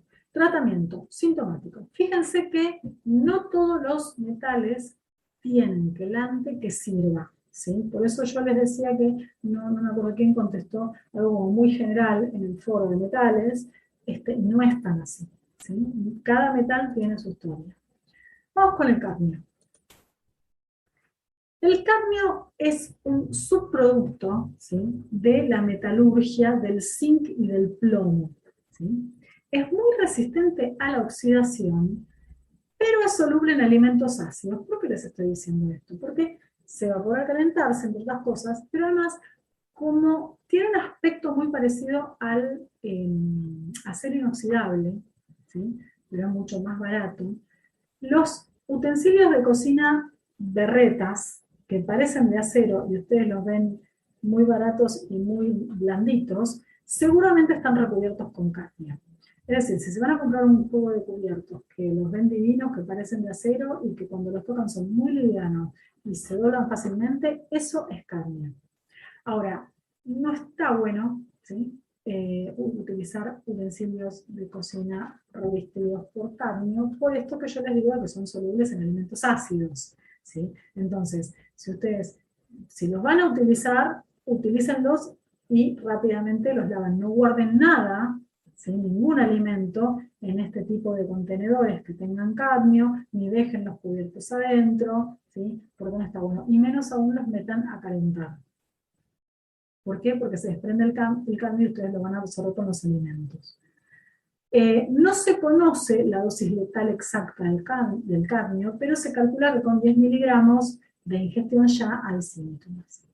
Entonces, ¿cómo nos cruzamos con el cadmio? Revestimiento de metales, manufactura de aleaciones, porque se utiliza para generar aleaciones más resistentes, para soldar plata, para cortar metales. También se lo usa para la producción de aceros, de pinturas, es un catalizador en muchas industrias químicas y también está en el tabaco, ¿sí? Porque el tabaco tiene muchas cositas. Se absorbe muy bien por vía respiratoria y por vía digestiva, ¿sí? Pero depende inversamente de los depósitos de hierro la absorción digestiva, ¿sí? Se concentra en los glóbulos rojos, se deposita en hígado, en riñón, en pulmón, en tiroides, en páncreas, en testículo, en glándulas salivales. Fíjense que este es de los que más se distribuyen. Ingresa a través de los canales de calcio a las células y se elimina por vía renal. Pero miren la vida media del cadmio. 30 años de vida media, ¿sí? Entonces, afecta al riñón, ¿sí?, aumenta la excreción de beta-2-microglobulina y esto es un indicador de intoxicación, interfiere con el metabolismo óseo y genera osteoporosis y osteomalacia, ¿sí?, y lesiona la membrana basal alveolar del pulmón, ¿sí?, por alteración del turnover. Bueno, esto es un poco lo mismo, ¿sí? Tienen clínica por vía oral, por vía inhalatoria, ¿sí? Y me interesa que recuerden que genera cáncer de pulmón y de próstata, ¿sí? Además de que genera alta incidencia de hipertensión. Por otro lado, el cadmio también daña el esmalte de los dientes. En el laboratorio podemos llegar a encontrar algunas alteraciones sanguíneas tipo leucoeritropeña, hematuria, proteinuria, de litro acelerada. Y en la placa radiográfica nos puede dar un patrón similar al de la bronconeumonía. Algunos han usado EDTA para tratar la intoxicación aguda. Se supone que si sobrevive 4 días después de la intoxicación aguda con el EDTA, puede ser que se recupere, pero los síntomas pueden durar más de 6 meses. El EDTA con lesión renal no está muy probado. no se lo usa en intoxicación crónica y tampoco se usa el VAL porque es más tóxico, ¿sí? Es decir, ¿qué hacemos con el cadmio? Y un poco de magia tenemos que hacer porque la verdad es que no hay nada muy probado, así que va a ser más que nada sintomático y de sostén. Vamos con el manganeso. El manganeso, ¿sí? Puede ser metal o metaloide y se lo usa mucho en la fabricación de pilas, en la fabricación de acero, en antidetonante, para naftas ecológicas, en minería, en metalurgia. Se lo usa en la industria del vidrio, ¿sí? Para dar un acabado al vidrio, luego de los hornos, se llama jabón de los vidrieros, esta sustancia. Es un colorante, en muchísimas industrias químicas, en la pirotecnia, ¿sí? Se usa un montón el manganeso. Ahora, de todos los metales que yo les dije que todos generan alguna alteración a nivel del sistema nervioso central, es decir, que todos dan algún grado de demencia, el manganeso es el que lo da como más rápido y más evidente, ¿sí? Porque el progresivo deterioro del sistema nervioso es muy notorio. Fíjense que lo que hace más que nada el manganeso es provocar lesiones degenerativas a nivel epitelio pulmonar, ¿sí? En núcleos de la base de la corteza cerebral también se deposita y lesiona. Lesiona a nivel hepático y puede dar un cuadro similar al de Wilson. E interactúa con oligoelementos. Puede ingresar por vía inhalatoria, también por vía cutánea, ¿sí? El mecanismo no se conoce y circula unido a los glóbulos rojos. Se deposita muy parecido a lo que pasa con el plomo, ¿sí? Atraviesa la barrera hematoencefálica y se fija al globo pálido, al putamen y al núcleo caudal. Tiene circuito enterohepático, una vida media larga de 37 días y una eliminación muy, muy lenta por vía fecal. El cuadro se va a caracterizar por una pneumonitis mangánica, ¿sí? Que puede o no tener fiebre, y termina en un daño pulmonar importante, además de hipotensión, hemorragia, atrofia nerviosa, daño renal, etc. A nivel crónico, lo que vamos a ver es la encefalopatía mangánica, ¿sí? Que tiene unos cambios muy similares a las del parkinsonismo, ¿sí? Si fuera por ingestión, lo que van a tener a nivel crónico, es decir, lenta ingestión del manganeso, letargia, síntomas de lesión extrapiramidal, y si fuera inhalatorio, vamos a tener más síntomas pulmonares, ¿sí? Pero a posteriori empiezan las parestesias, los trastornos de la libido, y tarde o temprano todos, sin importar cómo ingresó ni durante cuánto tiempo, van a tener algún grado de demencia. Fíjense que no hay un diagnóstico de certeza, siempre tenemos que ver cuál es la presencia o no de fuente de este tóxico, y no tenemos quelante porque ninguno funciona. La mayoría lo que hace es tratamiento sintomático, algunos le dan el L-Dopa por este cuadro símil parkinsonismo, pero lo mejor que hay que hacer es evitar la exposición. Por eso, hincho nuevamente, si uno es un médico laboral, ¿sí? Tiene que saber qué sustancias se utilizan en el lugar donde se desempeña como médico laboral, porque parte de las tareas que por ley el médico laboral tiene que hacer es trabajar con los ingenieros de higiene y seguridad para ver cómo prevenir las exposiciones a las sustancias, ¿sí? Porque acá, si no prevenís, no hay nada por hacer. Nos falta un poquito más, les juro que falta poco. A ver cuánto tenemos de tiempo. Vamos con el níquel. El níquel es un metal también muy parecido a los anteriores, blanco, brillante, plateado, ¿sí? Que se usa mucho también en la industria, especialmente en la industria electrónica. Se suele usar mucho con el cromo, ¿sí? Y esto lo destaco porque en el baremo de ley, así como les dije, se olvidaron en el cromo de poner el cáncer de senos paranasales, se le pusieron al níquel, ¿sí? Por suerte se usan juntos, entonces el pobre trabajador va a tener la posibilidad de ser resarcido, pero es un bajón. En cuanto a la cinética y a la dinámica, ¿sí? Se une a proteínas plasmáticas, e induce incluso la síntesis de algunas de ellas, pero ya funciona muy parecido al cadmio, pero no tanto. Tiene una vida media de hasta 40 horas, se elimina por vía renal, trabaja como cofactor enzimático e induce fenómenos de hipersensibilidad tipo 1 y tipo 4. Y además es cancerígeno. También da cáncer de pulmón, es más raro que los senos paranasales, es más frecuente que el del pulmón. Lo que ocurre en una intoxicación por vía inhalatoria es un cuadro febril y de leucocitosis que se llama fiebre de los soldadores, ¿sí? Porque muchos soldan con níquel. Si lo que se inhaló específicamente es carbonilo de níquel, ¿sí? Va a haber un daño neurológico con convulsiones y condición hepática. Luego puede presentar en los cuadros más crónicos cáncer de pulmón y de senos paranasales, y en la piel van a desarrollar un cuadro que se parece mucho a la sarna, ¿sí? Y por eso se lo llama sarna del níquel. ¿Sí?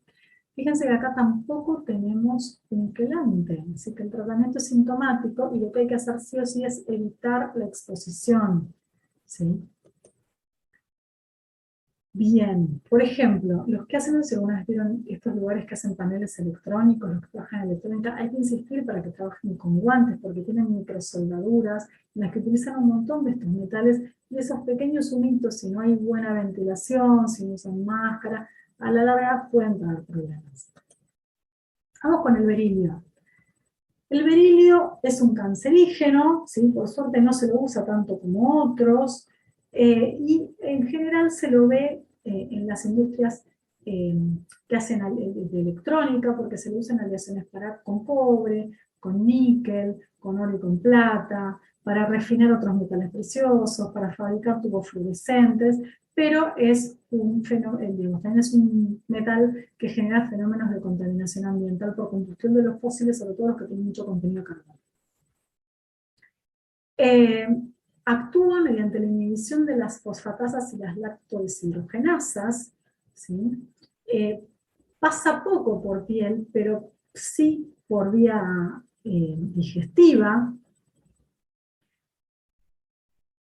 y la principal absorción, pese a que pasa poco por piel y pasa algo por vía digestiva, lo más importante es la absorción por vía inhalatoria, ¿sí? Se deposita en hueso, se elimina por riñón y tiene una vida media relativamente larga de hasta 8 semanas. En general provoca cuadros de tipo dermatitis de contacto, también sintomatología respiratoria, fundamentalmente una neumonitis. Suele remitir esta neumonitis, pero en algunos casos, hasta en un 15-20%, no remite la neumonitis. A nivel crónico está muy descrito el cuadro de beriliosis, ¿sí? Que en general se describió para los trabajadores que generan los tubos fluorescentes, ¿vieron? Los de iluminación, los largos. Y se caracteriza por una disnea de esfuerzo, con cianosis, con hipocratismo digital, con fibrosis intersticial y daño del alvéolo, ¿sí? Que todo se supone que es por la alteración inmunológica. Además, el berilio provoca cáncer. ¿En dónde? En cualquier lado puede provocarlo, pero en pulmón es frecuente. El tratamiento es sintomático porque tampoco tenemos ningún quelante que nos ayude. Vamos con el antimonio. Vamos que queda poco. Esto que ven acá, el antimonio, es un recorte, ¿sí? Del libro que yo les subí al campus. Vieron que en el campus dice, les subí la presentación y un libro que se llama Toxicología Laboral del Dr. Alviano. Bueno, ese libro se los puse por una razón importante. Es un libro que está de uso libre en la web, se lo pueden bajar también, si no lo quieren bajar del campus, se pueden bajar la última versión de la biblioteca de la Superintendencia de Riesgos del Trabajo, ¿sí? Y tiene los cuadros de muchos tóxicos, no todos, la verdad que tiene algunos que son los que están contemplados en nuestra ley, que no son todos, pero los tiene escritos de esta manera, con cuadros muy prácticos, ¿sí? A veces demasiado escuetos, digamos, para rendir una materia son escuetos, pero para repasar no vienen nada mal, por eso se los pongo, en donde de un lado les ponen las características mínimas, los usos mínimos, los límites de exposición que a los términos de nuestra materia a ustedes no les interesan en lo más mínimo, y algunos datos de toxicidad. Por otro lado, también les ponen debajo de estos cuadros qué exámenes periódicos hay que hacer para detectar si estos pacientes están intoxicados o no. Y esto es importante. Es un libro muy piola para tener en el consultorio si uno va a hacer medicina laboral, ¿sí? Para recordar algunas cosas. En cuanto al selenio, también, ¿sí? Les recuerdo que está en el libro de Viano. Fíjense que en el caso del selenio también es un cancerígeno. ¿Sí? De la misma manera tienen el examen clínico. Y, en principio, antes de que me quieran matar, porque ya van a estar hartos de escuchar horas seguidas hablar de los metales, les cuento lo siguiente. Los metales son súper importantes, ¿sí? Súper importantes. Si bien hay muchos, como verán, y hay muchos más que no vamos a ver, los que más me importan son los largos, ¿sí? O sea, no es que los otros no me importen, pero los que sí o sí tienen que conocer como médicos generalistas son los largos. ¿Por qué? Porque esos se ven siempre, ¿sí? Hagan lo que hagan, van a ver algún cuadro de intoxicación por plomo, por arsénico, por mercurio, ¿sí? Insisto, si alguno de ustedes está planeando hacer medicina laboral, por favor, siempre asegúrense de conocer los procesos en el lugar donde van a trabajar. ¿Sí? No pueden no conocer con qué sustancias se trabajan, primero porque se perderían todos los diagnósticos, ¿sí? Segundo, porque la realidad es que es parte de la tarea que se les asigna por ley, es decir, saber de qué se trata para poder proteger a los pacientes. Y fíjense que en este caso, la prevención cambia todo, porque hay un montón de metales en los que no hay manera de hacer otra cosa, más que prevenir. ¿Sí? Bien. ¿Preguntas, chicuelos? Doutora, em uma Sí. intoxicação crônica por alumínio, vos dijiste que uno de los que ocasiona la intoxicación sería la diálisis. ¿Por qué? Porque la sustancia, yo no me acuerdo bien la composición de las sustancias de baño. Viste que en la diálisis vos tenés 2 entradas y 2 salidas y la sangre pasa por un filtro, ¿sí? Que, digamos, se hace un equilibrio a través de una membrana semipermeable, por un lado pasa la sangre y por otro lado hay una sustancia de baño, ¿sí? Que es la que absorbe los tóxicos que el riñón no puede eliminar. Bueno, en ese proceso hay aluminio involucrado, ¿sí? Entonces, es relativamente frecuente que ocurran pequeñas intoxicaciones. Claramente, en los lugares donde hacen diálisis esto lo conocen y lo van controlando, ¿sí? Yo en este momento no me acuerdo exactamente la composición de la sustancia de baño, por eso no lo puedo decir, pero tiene que ver con el proceso de la diálisis, en el que está el aluminio involucrado. Buenísimo, muchas gracias. No, por favor. ¿Alguna otra pregunta, chicos?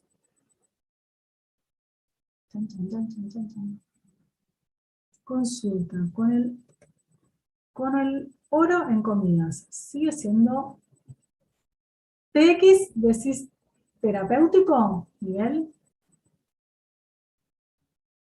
Ah, tóxico. Bien, ya que tengo una pequeña digresión antes de contestarte. Acuérdense que no hay que usar abreviaturas, salvo que sean estándares, y esto es por ley. ¿Ustedes cursaron ya medicina legal? Sí, deberían. Sí, doctora. Sí, si están en tóxico también, en segundo cuatrimestre tendría que haber cursado en el primero. Acuérdense que no corresponde usar abreviaturas en una historia clínica. Esto que yo digo me van a decir, uy, pero todos las usan. Sí, ya sé que todos las usan, ¿sí? Pero por ley no deberíamos, salvo CNC, por sistema nervioso, y alguna que otra que sea muy comprensible. Porque si no puede pasar esto, yo por TX entiendo tratamiento, vos entendés tóxico. Ninguno de los dos tiene razón, porque no es una abreviatura mundialmente aceptada. Entonces, tengan en cuenta esto cuando hagan historias clínicas, chicos, tómense medio segundo más para escribir las palabras completas, porque el día que hay un lío con un paciente, el juez les cae encima, ¿sí?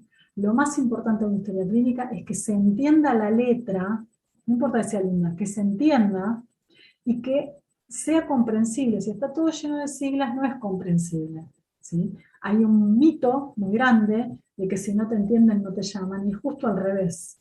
O sea, cuando no te entienden presuponen que vos estás ocultando algo. Entonces es muy importante que quede bien clarito lo que uno puso, ¿sí?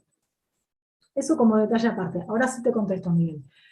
A ver, Todos los metales son tóxicos. Hay esta cosa snob de comer oro, a ver, no es por tratamiento, es por esnobismo total, ¿sí? La verdad, de ningún sentido, ¿sí? Ningún sentido. Y a la larga, todo eso que no necesita tu cuerpo, ¿sí? En algún momento te va a pasar factura. Si lo comiste una sola vez, no, posiblemente no te pase nada, pero estas prácticas así modernosas, por decirlo de alguna manera, no Doctora, tienen ningún sentido. Sí, Rodrigo, decime. ¿y el cobre por la cañería y todo eso, tiene algún efecto? Mirá, sí, también. Lo que pasa es que, en general, a ver, las cañerías están diseñadas para que el metal no pase, tienen revestimientos internos. El problema de todas las cañerías de metal sería cuando no hay un buen mantenimiento, ¿sí? Porque antes se usaban cañerías de cobre, de estaño.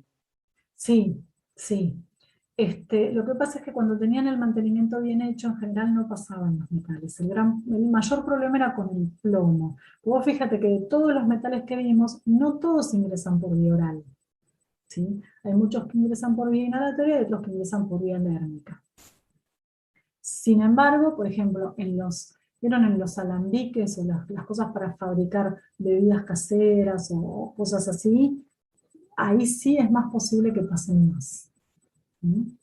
Pero las ollas de cobre y las cosas de cobre que están bien hechas, que tienen el procedimiento correcto, sirven para cocinar y no para almacenar líquidos. Vos fíjate que no hay casi yo recuerde, no hay ninguna botella de cobre ni nada por el estilo. Son cosas que se usan para cocinar. Lo mismo, o sea, las ollas de cobre se usan para cocinar y listo, no las usás para almacenar alimentos. Las ollas de barro se usan para cocinar, no para almacenar. ¿Sí? Esto me olvidé decirlo en su momento, pero por ejemplo, si ustedes tienen una olla de barro sin protección, vieron que hay algunos que están como vitrificados. Los que están vitrificados no tienen problema. Pero si es barro, pueden usarla para cocinar. Una vez que cocinan, sacan la comida y la guardan en vidrio. ¿Sí? No la dejen en la olla. Lo mismo que las ollas. Doctora, Sí. ¿y cómo podemos saber de las cantidades de plomo que pueda llegar a tener el agua que consumimos? ¿Hay alguna forma, alguna tirita, etcétera? Mira, depende de dónde vivas. Si vivís acá en Capital, tenemos todos agua de red, ¿sí? No sacamos agua de pozo, viene de Aguas Argentinas. Aguas Argentinas tiene un laboratorio y ellos se encargan de verificar el nivel de los metales y de largar el agua de manera que sea potable y segura. ¿Sí? O sea, si vivís en una ciudad donde hay agua de red, ahí te despreocupás porque es el sistema el que lo hace. Si vos vas a estar en un lugar donde vos tenés que hacer tu perforación y tenés que sacar agua de pozo, ahí lo que tenés que hacer es un análisis, ¿sí? Para saber qué calidad de agua tienes. Si estás en algún lugar de la provincia de Buenos Aires, que no todos tienen agua de red, y tenés que hacer tu pozo, ¿sí? Entonces ahí lo que te conviene es tomar una muestra de agua y enviarla al INTI. ¿Sí? En el INTI, vos llamás, te asesoran, te dicen cómo tomar la muestra, con una botella o mineral, no me acuerdo cómo era, y te dicen, bueno, tómela así, así, así, les mandas la muestra, ellos te la analizan y te dicen, sí, es segura, no es segura, tiene esto, tiene aquello. Siempre que tengan una duda, consulten a la entidad regulatoria y hagan un análisis. ¿Mm? Doctora, Sí. ¿sirve el consumo entonces, el uso de filtros para el agua y todo eso? ¿Lo recomienda? Sirve relativamente. Primero tenés que saber qué tiene el agua y además tenés que saber qué filtra ese filtro. No todos los filtros filtran lo mismo. Por ejemplo, les cuento un caso real. Mi marido es arquitecto. Hace unos años estaba haciendo una obra muy grande en provincia de Buenos Aires, no había agua de red y tenían que mandar a la napa. Por ahí yo lo explico arquitectónicamente no correcto, ¿no? Pero buena la idea, tenían que hacer un pozo ellos. Como yo ya dije, mira que a mí me parece que esa zona tiene arsénico, mandaron a hacer un estudio, llamaron al INTI, el INTI les dijo cómo tomar la muestra de agua, mandaron la muestra de agua y efectivamente no era apta para consumo porque tenía mucho arsénico, muchísimo arsénico. Entonces, el mismo INTI les dijo qué opciones tenían. Esa agua no podía consumirse pero no tenía riesgo, por ejemplo, para si la querían usar en una ducha. Lo que no podían era beberla por la cantidad de arsénico, etcétera, etcétera. Y ellos también te asesoran sobre qué tipo de filtro necesitas en cada zona. No es lo mismo si el agua la sacaste, la muestra, en Santiago del Estero, que en Tucumán, que en Corrientes, que en Varadero.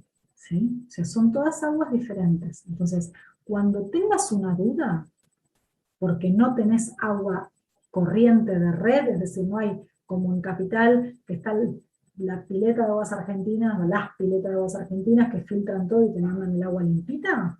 Bueno, cuando tengas una duda, llama al INTI y manda una muestra, ¿sí? Porque es la única manera de quedarte tranquilo. Y si no tenés manera de hacer una muestra y tenés dudas razonables sobre el agua, compra agua embotellada. Doctora, Sí. los exámenes que usted o que se le hacen a los pacientes para ver si si hay una intoxicación por plomo, ¿son los mismos para adultos que para niños o hay exámenes diferenciados? No, son los mismos, son los mismos. ¿Y cuáles son? El perfil plúmico que dijimos, para plomo Ok. estás hablando. Y otra cosa con eso del agua del arsénico, ¿qué pasa con el agua, esas aguas que tienen arsénico y que se ¿Cómo? utilizan para las aguas que tienen arsénico, por ejemplo, en el caso que usted dijo recién, de las aguas que tienen arsénico que dijo usted recién, si esas aguas se utilizan para regar hortalizas, por ejemplo, esas quedan en las plantas y después uno las consume o la planta de alguna forma las filtra. No, ahí en algún punto las filtran, ¿sí? El problema de esas aguas es que vos la consumas directo, ¿sí? Vos pensás que eh, así como hay grandes extensiones de suelos que están no contaminados con arsénico, sino que tienen arsénico per se, porque ese arsénico y esa composición de ese suelo estaba antes de que los humanos existiéramos, las especies vegetales y las especies animales se han adaptado a eso, nosotros no. Entonces, vos en los lugares de la provincia de Buenos Aires o de La Pampa, en general, donde hay arsénico, se cultiva y se usa el agua y se riega. El tema es que vos la tomes, ¿sí? El tema es que la tomes. No que los productos los consumís tranquilamente, los vegetales, todo genial, pero no la tomes a esa agua. Gracias, doctora. No de nada. Y les quiero decir una cosa más sobre los utensilios de cocina. A ver, si tienen una olla de aluminio como las de campamento, ¿vieron? No hay ningún problema. Cocinen, pero no dejen el alimento ahí porque se contamina, ¿sí? Entonces, terminan de cocinar y lo pasan a una fuente de vidrio, de plástico, lo que quieran, pero no lo dejan, no se guarda con la ollita de aluminio, ¿sí? Lo mismo si tuvieran una olla que parece si no están seguros que sea de acero inoxidable, y la compraron y era barata y es muy liviana, tampoco almacenen el alimento ahí adentro, por favor. Guárdenlo siempre o en un tupper de los que venden para comida, digamos, no algo que no sea apto para alimentos, o en un envase de vidrio, ¿sí? No almacenen en metales en general. No almacenen alimentos en ollas de barro, ¿sí? La olla de barro sirve para cocinar, salvo que esté con todo ese proceso como vitrificado, ¿sí? Que ahí sí pueden guardar algo. ¿Vieron las cazuelitas como para el locro? Las cazuelitas donde se come el locro tienen adentro, parece como si tuvieran todo vidrio. Bueno, ahí sí pueden dejar el alimento, pero si no tiene esa capa vidriada, no. ¿Tá? Y sobre todo, si no están seguros de qué tipo de metal es, no guarden, no mezclen y traten de, sobre todo, que no interactúen esos utensilios con alimentos ácidos, vinagre, jugos de frutas cítricas, etc. Siempre acuérdense que lo más seguro es el vidrio. Gracias, doctora. Gracias, profe. Bueno, chicos, Gracias, ¿alguien quiere doctora. preguntarme algo más o quieren ir a estudiar ya para la otra materia? Doctora, perdón, yo quisiera hacer un comentario de lo que había dicho recién de las ollas de barro y todo eso. Sí. Puede ser, yo gané una fuente de barro de un amigo que me trajo y yo conservaba las frutas. y recién lo dijiste y me di cuenta que la fruta se podría aún más rápido entonces ahora para mí hace todo el sentido porque, digamos, antes pondría, por ejemplo, una banana, una naranja y otra fuente, y cuando pasé a poner en esta de barro, como vos lo dijiste recién, me di cuenta que puede ser por eso. Puede ser, mira, a mí me pasó algo muy cómico. Compré unas macetitas, veo que estoy diciendo, unas macetas de barro, como todas las macetas de barro que uno compra en cualquier lado, pero las compré en un lugar en provincia de Buenos Aires bastante alejado, no me acuerdo de dónde era, pero estaba como a 200 kilómetros, que claramente la composición del suelo es diferente. Si vos la ves es una maceta común y silvestre como cualquier maceta de barro. Bueno, esa maceta, de hecho son dos. Esa maceta, en esas dos macetas, se me mueren todas las plantas. Todas. O sea, ya me parece que las voy a terminar tirando o le voy a poner cualquier cosa inerte porque se mueren las plantas. Y las pocas que lograron crecer ahí están así medio raquíticas.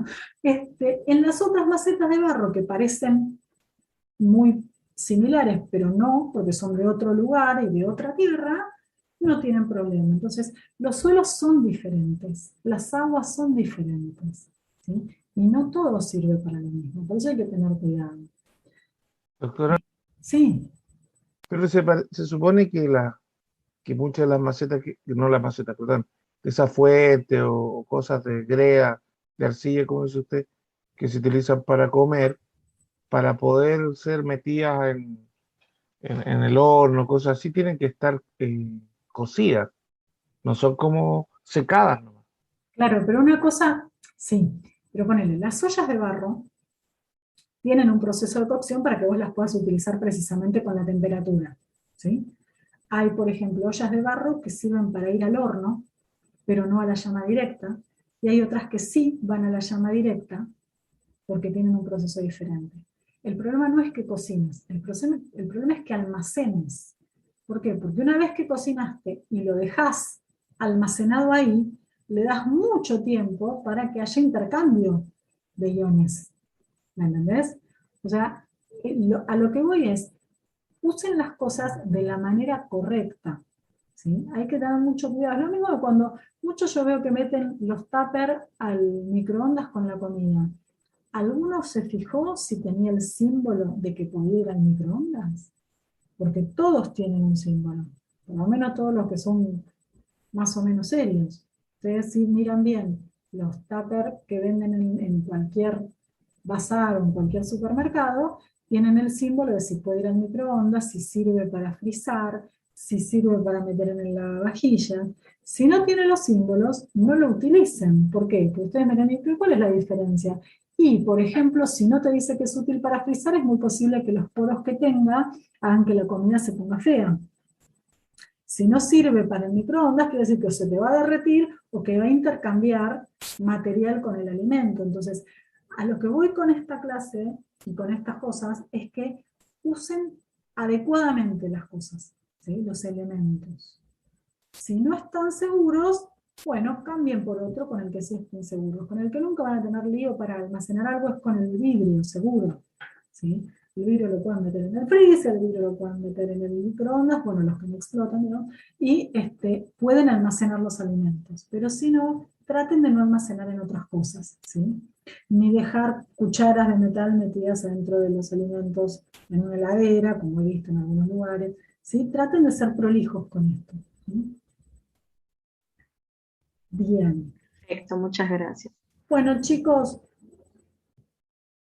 dicho esto, los dejo. La próxima tienen, ya les digo que tienen, la próxima vez, que no me acuerdo.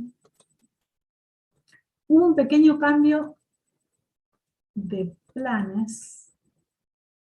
Vieron que en la clase, creo que es la que viene, 28, 2 de octubre, en la clase del 5 ustedes van a tener electrocardiografía, ¿sí? Iba a venir virtualmente, ¿no? Un especialista de Colombia, pero no va a venir para esa clase porque no puede el 5, sino que va a venir para otra clase, que es la del 26 de octubre, ¿sí? Que se agrega un tema que va a dar este especialista. Así que este martes tienen electrocardiografía con la doctora Vázquez, que no sé si ya tuvieron ninguna clase con ella. No, me parece que todavía no. Bueno, la van a conocer, es una de las docentes de la cátedra, así que aprovechen esa clase porque es muy piola, y aprovechen a la doctora, que es terapista, ¿sí? Y le pueden hacer también un montón de preguntas interesantes. ¿Mm? Bueno, pequeñuelos, los alumninos aptos para darme también, profe. Luz, no te entiendo la pregunta.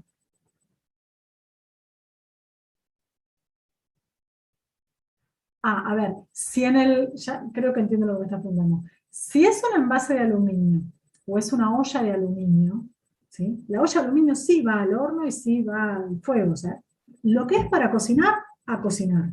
Lo que no podés es guardar en el aluminio. ¿Sí? Ya sean esas ollitas tipo campamento de aluminio plateaditas, cocina ahí tranquilamente y cuando terminas de cocinar lo pones en un contenedor.